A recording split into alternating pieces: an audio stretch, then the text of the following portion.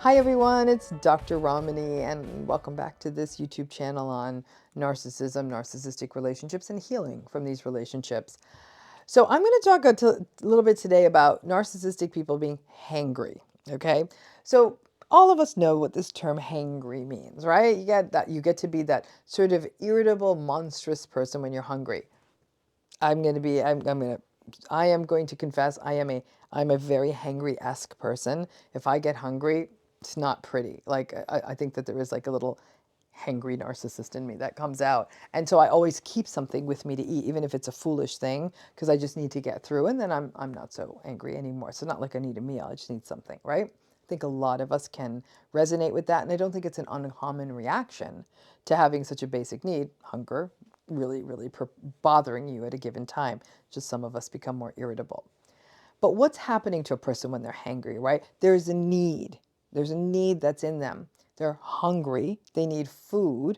And so even the smallest things set them off. I was talking with someone recently and I recognized, I was trying to explain to them what was happening in their narcissistic relationship. They were having a lot of backing and forthing. They're saying, we actually had really long periods of it being good, like 6 months, 12 months, where people are like, this is a good relationship. I thought this was actually a decent relationship. Like, yeah, not always the most sensitive, deep person, but it was fine. And then the thing kind of went off the cliff and they couldn't understand why.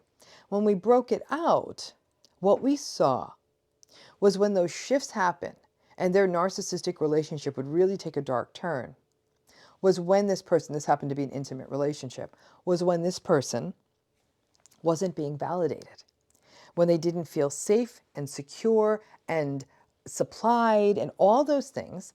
And I said it offhandedly. I'm like, oh, this, and I thought, oh, that's kind of clever. I said, that narcissistic person was just sort of psychologically hangry. And I want all of you to hold on to this metaphor because it's the off on, up down, happy, sad, black, white of these relationships that really sort of create the connective tissue of the trauma bond. You feel bad because you're like, well, we had a good weekend, so maybe this isn't bad. This has got to be me because I was laughing on Saturday and I'm sobbing now. Or we had a good year and now things aren't good. Maybe I'm the person who doesn't stick with people when the going gets tough. Maybe I'm the bad person. Maybe I'm disloyal, right? That's what a lot of you say as survivors or people stuck in these relationships. So I found when I came up with, when we talked about this sort of narcissistic hanger, I recognize that at those times when they're not supplied and they don't feel safe and secure and all of that, there's a hunger in them. And in their case, it's a hunger in their psyche.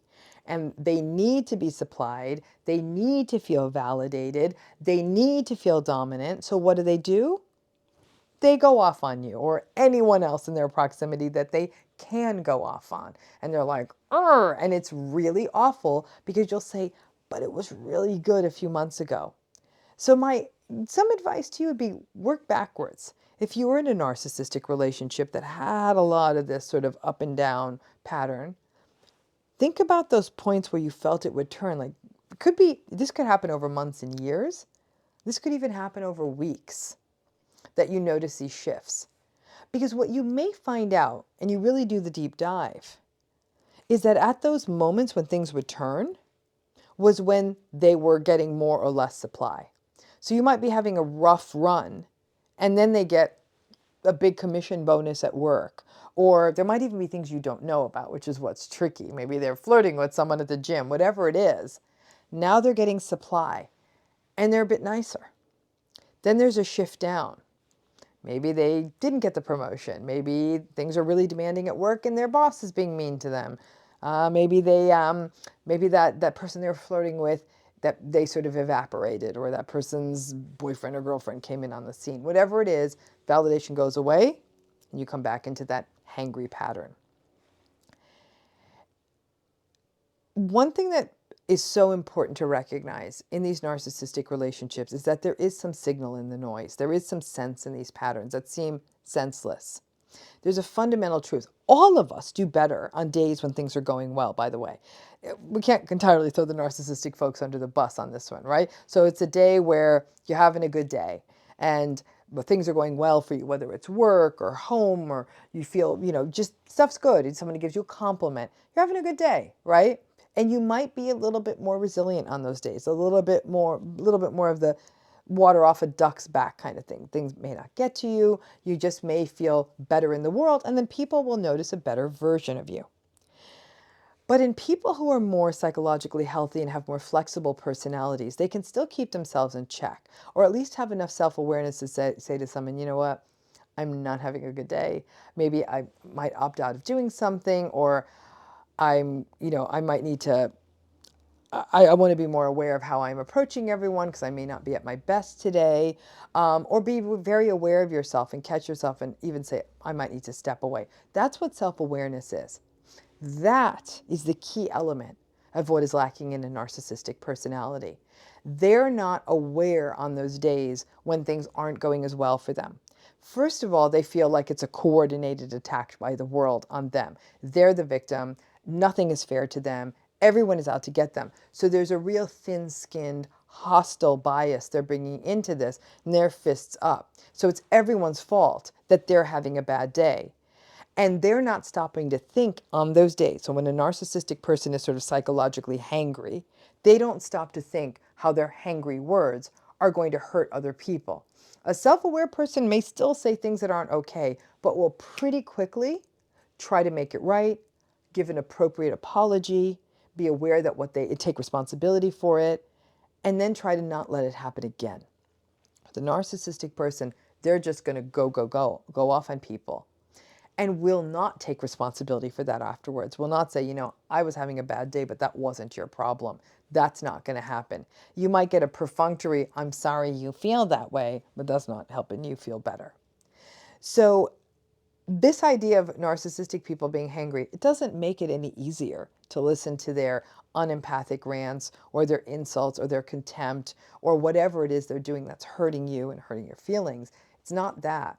But it can help you start seeing what the ups and downs are. That this is this need to sort of psychologically eat, as it were, to get supplied, to get the validation that allows them to stand up straight again. And if they're having a really good run and they're feeling supplied every day, you might actually get weeks, months, and years, like I said, out of it. Years is less likely. They're still going to have little bumps in the road, but you can get some pretty long stretches. Narcissistic people are so sensitive that even a tiny bump in the road, somebody who might say something like offhandedly passive aggressive in a work meeting, might be enough to then send them into a funk. But the big ticket validation, if they're still getting that, they're at the top of the world in work. They're kind of, I don't know, they look the way they want, they have the car they want, they have the stuff they want, they have the status they want. That well-fed narcissistic person, honestly, might be one of the most seductive things you've ever experienced. A lot of you did during the love bombing phase. But use that hangry metaphor again to try to make sense of what's happening in your relationship, to lift the blame for you, because it ain't your job to fill them with supply. Healthy adult human beings are able to supply themselves. And on days when they may be feeling a little, healthy people might be feeling a little psychologically hangry, you figure out ways to find yourself something quick to eat and soothe yourself so you don't go off on other people. Narcissistic people don't have that. So when they're coming home hangry to you, or you're having to meet up with them hangry, it's a bad time at work. This happens with narcissistic bosses. When you're not hitting your sales totals, things aren't getting done, deadlines are being missed, they're not getting the validation because they may be getting in trouble from someone above them. Hangry boss, you know what that looks like. So whatever kind of narcissistic relationship you have, whether it's a parent or family member, a partner, or in the workplace, this hangry model really captures what happens to narcissistic people and why you see these ups and downs that don't make sense, but actually they make perfect sense when you have all the information and know what's going on in their life to help you connect the dots and hopefully lift some of the self-blame for you. Thanks again.